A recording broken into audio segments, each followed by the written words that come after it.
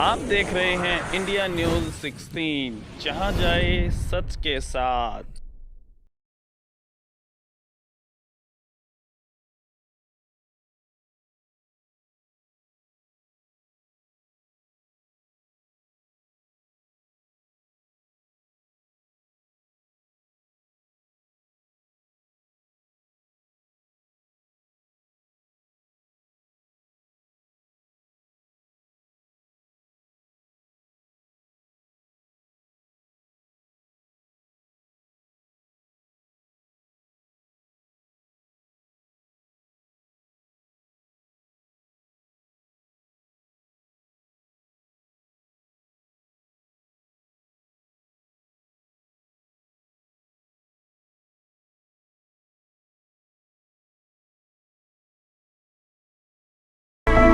वो सरकार निकम्मी है, वो सरकार बदलनी है। ट्रैक्टर जिसका ताऊ है, वो सरकार है। नैना जिसकी मम्मी है, वो सरकार निकम्मी है। जो सरकार निकम्मी है, वो सरकार बदलनी है। हमारी एकता जिंदाबाद, हमारी मांगे पूरी करो, हमारी मांगे पूरी करो। जय जवान जय किसान, हमारी मांगे पूरी करो। किसान एकता जिंदाबाद।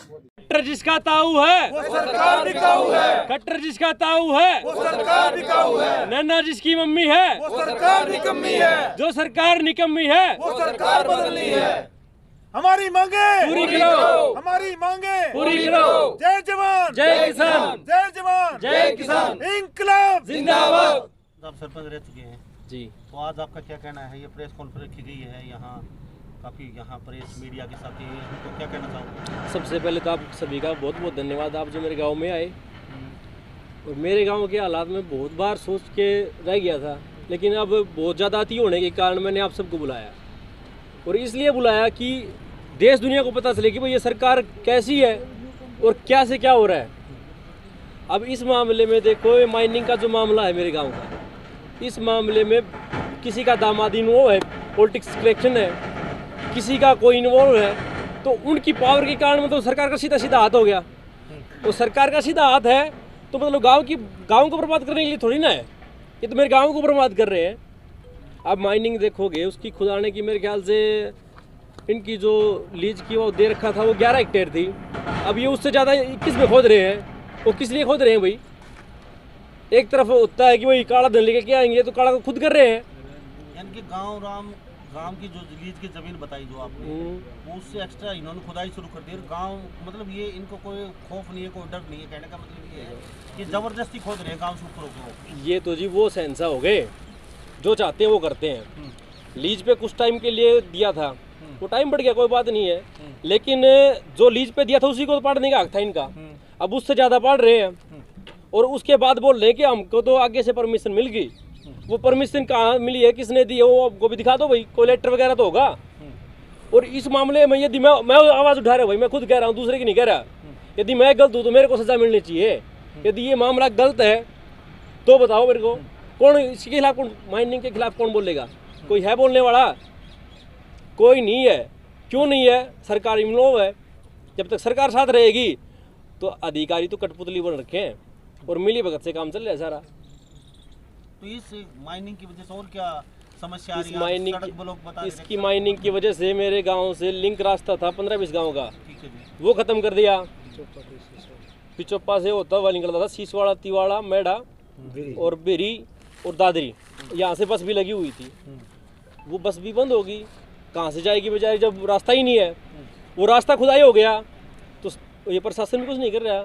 सरकार ने बना के वो हरजाना लेना है, खाना पीना सब कुछ कर लिया, वो हो गया सो हो गया। लेकिन अब मेरे गांव में कहीं पे तो धूल उठती है, टाइम से पानी नहीं छिड़कते।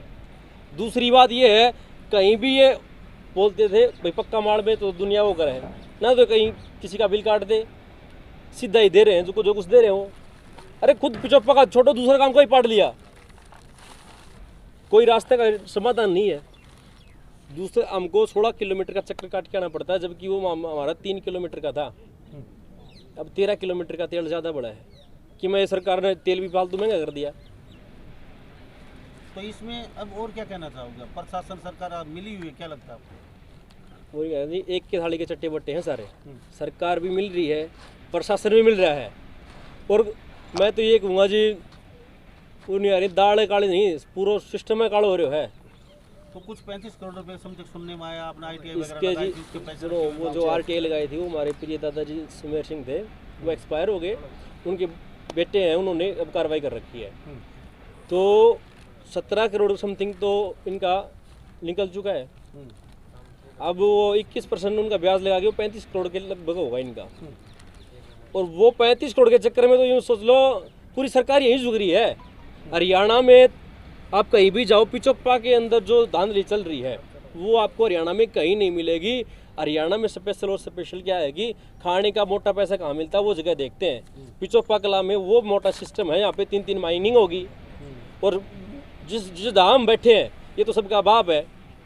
अरे यहाँ पर तो हम आने के लिए भी डरते हैं लोग, आजकल गांव के लोग यहाँ आने के लिए भी तरसते हैं, क्योंकि ये ऊपर से धमकी भी दे देते हैं कि ये करवा देंगे वो करवा देंगे। मैं बोला मेरा करवा दो भाई, क्या करवाओगे? मैं जानू मेरा काम जाने, कोई करवानिया हो तो धमकी जो दे वो भाई मेरे ताकि दे लियो। यानी कि चोरी फिर सीधा चोरी ऊपर। बिल्कुल ये वही मैटर तो नहीं हो रहा जो कर थोड़े दिन पहले टाडम वाली खान में होया था। देखो जी ये जो दोड़ा माइनिंग है ना, इस दोड़ा माइनिंग में वो कांड दोहराया जाएगा जो डाडम में दोहराया था। और डाडम में तो कुछ हद तक के लिए कम थे और यहाँ पर तो बहुत ज़्यादा बड़ा सीन होने वाला है। और ये होने के बाद पॉलिटिक्स जो आदमी अपनी रोटियां सेकेंगे और कई बर्बाद परिवार हो जाएंगे। तो प्रधान जी, आप भारतीय किसान यूनियन के प्रदेश अध्यक्ष हैं, क्या कहेंगे फिर इसको लेके? आज आप यहाँ मौजूद हुए हैं और सैकड़ों संख्या में लोग पीछे खड़े हैं, तो कुछ कहना चाहेंगे आप भी? क्योंकि मामला संवेदनशील है। डाडम में बहुत बड़ा नुकसान हो गया, कई मजदूर मारे गए नीचे दब के, कोई कंडीशन यहाँ पे है, पानी नीचे से ऊपर आ चुका है। सभी हमारे प्रेस के बंधुओं को हमारी तरफ से और हमारे सभी दर्शकों को नमस्कार। आज का हमारा देखो ये कार्यक्रम तो वैसे गांव का है, जो मामला है बहुत गंभीर है। हम तो मुआवजे की मांग को लेकर के, जैसे गेहूं की फसल ख़राब हो रही है बरसात से, सरसों का मरोड़िया लग रहा है, इधर से गुजर रहे थे, इस रास्ते से कभी हम निकले थे तो सरसों का मरोड़िया देखते आ रहे थे। यहाँ तो 5-7 गांवों के आदमियों का मरोड़िया लगा रखे है इस सरकार ने। यहाँ खानक के कारण देखो रास्ता ब्लॉक कर दिया मार्केटिंग बोर्ड का। मार्केटिंग बोर्ड का रास्ता ब्लॉक करने के अंदर अगर उनको पता होने के बावजूद शिकायत तो गांव ने दी होगी। जहां 5-7 गांव इस साइड हैं, 5-7 गांव उस साइड हैं, एक दूसरे के हम सुख दुख के सहयोगी हैं, तो एक दूसरे के साथ जैसे आना जाना आदान प्रदान रहता है अक्सर, तो उसके लिए हमें 20 किलोमीटर का चक्कर काट के आना पड़ रहा है। ये इनकी मूल समस्या है। और रही बात रास्ता, प्रधानमंत्री अटल बिहारी वाजपेयी ने कभी एक मुहिम चलाई थी कि ग्राम सड़क योजना, गांव से गांव को जोड़ा जाए, शहर से जोड़ा जाए। आज उसी सरकार ने उसको बिल्कुल दरकिनार करके रास्ता ही ब्लॉक कर दिया। बहुत बड़ा मुद्दा है, रास्ते के पत्थर को भी बेच दिया। यानी कि कम से कम तो अवैध कब्जा मानने या क्या समझा जाए इस खनन को, जहां कम से कम 300 फुट गहरा ये खनन कर रखा है, पानी भर रहा है। मुद्दा है गांव का, ये एक गांव का नहीं पिचोप्पा का, ये करीब ये 15-16 गांव बनेंगे। इन्होंने इकट्ठा होकर एक पंचायत करनी चाहिए और उस पंचायत के अंदर एक बड़ा फैसला लेना चाहिए। जो शुरुआत हुई है ये बहुत शायद आने वाले समय के अंदर सरकार और यहाँ के प्रशासन के लिए एक बड़ी मुसीबत बनेगी, क्योंकि ये जहाँ भी इस प्रकार के जो घोटाले उजागर होंगे, ये सरकार कह रही है कि भाई हम तो क्या है भ्रष्टाचार मुक्त कर रहे हैं। अब उस खट्टर साहब को बताना चाहते हैं ये कौन सा भ्रष्टाचार है कि नहीं है भाई। क्या सरकार आज बिल्कुल भ्रष्टाचार मुक्त है? जहाँ 300 फुट नीचे तक चला गया, यहाँ का प्रशासन, यहाँ का डीसी कहाँ पता नहीं कहाँ गायब हो रहा है, भूमिगत हो रहा है। वो तो पाताल लोक का, यमलोक का महाराजा बना बैठा है। अगर भाई यमराज है वो कभी निकलेगा तो वो किसी को डस देगा। उसके पता नहीं कि उस यहाँ पर इतना 300 फुट गहरा लोगों ने खनन कर दिया।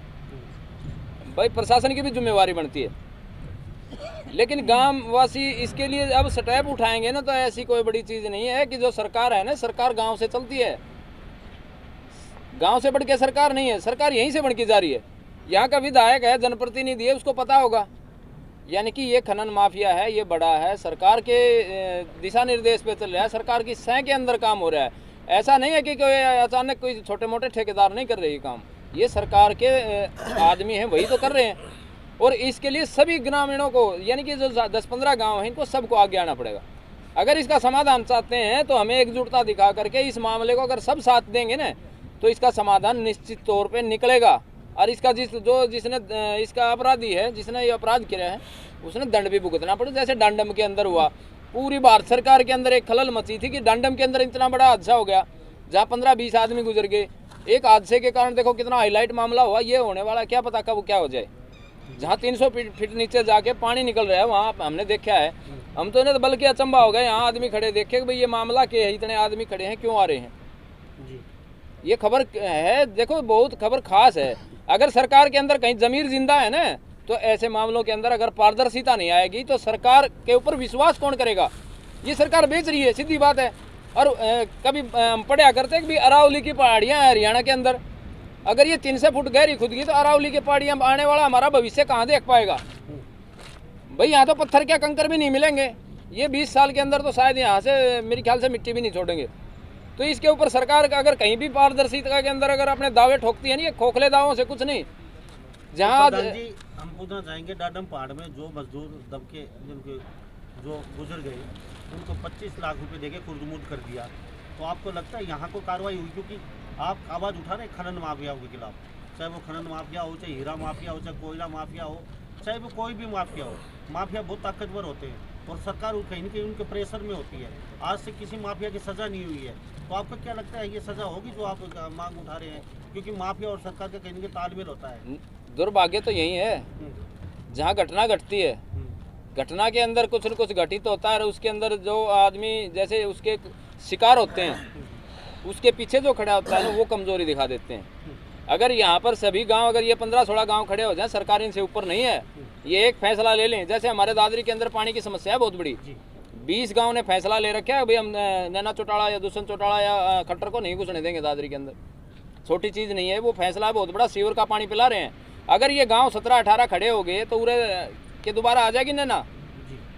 ये उसका एरिया है, उसने देखनी चाहिए, सूद लेनी चाहिए भाई। यहाँ कहीं ऐसा तो नहीं कि कहीं की जन भावनाओं के खिलाफ काम हो रहा हो। ये जनता का काम है, जनता के द्वारा चुना हुआ जनप्रतिनिधि कहलाता है। लेकिन ये तो धनप्रतिनिधि बन गए। यहाँ भी खुदाई होगी, धनप्रतिनिधि, पैसे कमाओ बस भाग जाओ। इन चीज़ों के ऊपर अगर सरकार पारदर्शिता नहीं लाएगी तो दोबारा उसको गाँव के अंदर कैसे घुसने देंगे लोग। जी सरपंच साहब, आपसे पूछना चाहिए अभी आगे क्या कोई ठोस, अगर सरकार नहीं चाहती, नहीं प्रशासन कान तक बात पहुँची, अगर नहीं कुछ सुध ली, तो आगे की आपकी क्या कोई कड़ा कदम होगा? तो हम एक सताई धरना देंगे, उससे ही बात नहीं बनती है तो हम कुछ ऐसा करेंगे कि इतिहास गवाह रहेगा। और यहाँ तक जो भी है, चलो जो हुआ उसके लिए भी गांव ही जिम्मेदार है, लेकिन गांव को बाद में पता चला कि ये हो रहा है, क्योंकि गांव वाले तो बेचारे यहाँ आए नहीं, उनको पता नहीं चला। आने नहीं देते। हाँ, अब आए, उनको पता चला, अब वो जागरूक होने लग गए, अब गाँव भी साथ देने लग गया। तो मैं मानता हूँ कि एक कड़ा स्टेप उठाएंगे सरकार के खिलाफ भी और प्रशासन के खिलाफ भी, और सबसे बड़ा स्टेप उठाएंगे माफिया के खिलाफ, जो खनन माफिया है, जो आप थोड़ी देर पहले बोल रहे थे। इनका बहुत बड़े ऊपर तक हाथ होता है, ये होता है, लेकिन गांव राम होता है जी। इनकी क्या औकात जो मेरे गांव में बढ़ जाएं, यदि गांव इकट्ठा हो तो। अरे गांव तो वो होता है जिसका मुखिया का पूरे हरियाणा के खट्टर को भी बाहर बैठा दे। लेकिन क्या होता है, कुछ प्रेशर ऐसे बना देते हैं, स्टाफ वाले मिलके बेचारा दबुआर हो जाता है। और ना तो हम सरपंच जी अब फिलहाल तो कुछ भी को नहीं, हम क्यों दबाएंगे भाई किसी से? हमको किसी से दाब नहीं है, जो करना है दब के करना है। जैसा सरपंच साहब ने और साहब ने बयान दिए हैं, मतलब आप क्या कहना चाहेंगे कि डाडम में हादसा हुआ था, उसके बाद में दोनों सरकारी विपक्ष भी और पक्ष, यानी कि दोनों वहाँ पे मतलब आ गई थी, तो यहाँ ऐसा मतलब मामला लगता है कि बाद में रोटियाँ सेकने के लिए आएंगे? तो सबसे पहले तो मैं जितने भाई जो पत्रकार बंधु पहुँचे हैं उनका मैं यहाँ पहुँचने पर धन्यवाद करते हैं, स्वागत करते हैं। मैं रणवीर फौजी, प्रदेश महासचिव भारतीय किसान यूनियन सर्किलादी। हमारा जो किसानों का 36 बिरादरी का मुद्दा, उसको लेकर हम गाँव जा रहे हैं और लोगों की जो जानकारियाँ कर रहे हैं, किस फसल में नुकसान में कहाँ जल भराव है, उसी को लेकर आपके चौपा गाँव के अंदर इधर से हम निकल रहे थे। तो पहले भी जैसे कि आपने बताया, सरकार जो है हमारे से है, हम सरकार से नहीं है, क्योंकि सरकार हमने बनाई है, तो कहीं न कहीं हम भी इसके कसूरवार हैं। तो सरकार आज उल्लू की नींद सो रही है। जहाँ जहाँ भ्रष्टाचार के मुद्दे के लेकर जो सरकार अब ये हरियाणा के बीच में जो आई थी, और आज जैसे कि प्रधान जी ने बताया, ये जनप्रतिनिधि ना होकर धनप्रतिनिधि बन गए। और देश का जो प्रधानमंत्री है वो मन की बात करता है, जन की बात नहीं करता है। तो आप लोगों के सामने जो भ्रष्टाचार चरम सीमा पर है, और दादरी जिला का ये दुर्भाग्य रहा है, अब जितने भी यहाँ अधिकारी और प्रशासन के लोग हैं वो पता नहीं क्यों इतने दबाव में काम कर रहे हैं। निष्पक्ष काम कोई यहाँ दादरी में नहीं हो रहा। और दूसरा, जनता के मुद्दे तो इतने हैं, अब पूछो ही मतलब सरकार से जो जनता या दादरी की जनता थी, हरियाणा की जो जनमानुस था, उसने मांगा था दादरी के लिए शिक्षा की अच्छा प्रबंध हो, स्वास्थ्य का अच्छा प्रबंध हो। और जो यहाँ के जो जनप्रतिनिधि हैं उन्होंने क्या दिया, यहाँ दादरी की जनता को टोल दिए, जो लोगों की सीधी जेब के ऊपर डाका डालने का काम किया। और दूसरा, ये नए नए कानून लेके आ रहे हैं। एक हरियाणा के अंदर एक जो किसान के प्रति 36 बरादरी जो मजदूर कर्मचारी जो कमेरा वर्ग है उसके लिए लेके आए प्रॉपर्टी डैमेज एक्ट। ये आप लोगों के सामने सीधा उदाहरण है। अब जो सरकार के जो लोगों के द्वारा प्रॉपर्टी जो एक्ट है उसका सरासरी उल्लंघन किया जा रहा है। सड़कों को डैमेज कर रहे हैं, बिजली की लाइनों को डैमेज कर रहे हैं, हमारी जो धरोहर है उसका विनाश कर रहे हैं। तो ये सरकार कहाँ रहेगी? सरकार नहीं है। हरियाणा के अंदर सीधी सीधी जो गुंडागर्दी चल रही है, इस गुंडागर्दी के प्रति आज पूरे हरियाणा का और चरखी दादरी का युवा है वो जागरूक हो चुका है।